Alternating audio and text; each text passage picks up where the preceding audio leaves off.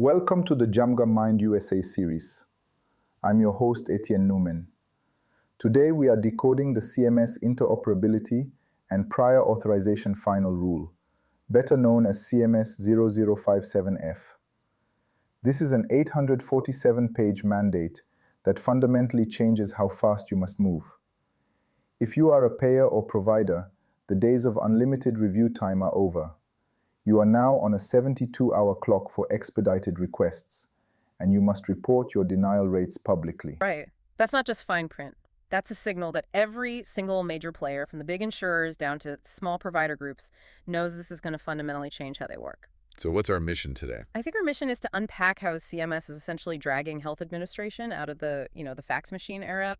We're looking at how these rules hit four big targets at once: boosting data exchange, streamlining that awful prior authorization process, cutting down on provider burnout, and, at the end of the day, helping patients get care on time. Okay, so we've got data to the provider, data between payers. The last API tackles the biggest headache of all: prior authorization. The administrative monster. Yeah, this API is meant to be the automation engine for the whole process. It lets a provider's own system, their EHR, first check if a PA is even needed for something. So no more logging into a dozen different payer portals. That's the goal. The provider's EHR can query the payer system, see the requirements, and if a PA is needed, it can automatically package up the clinical notes and submit it.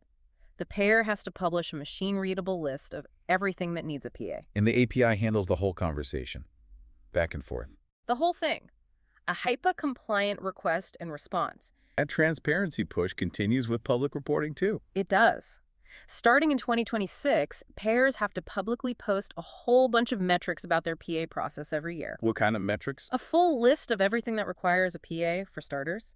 Then, the percentages of requests that were approved, denied, or approved after an appeal.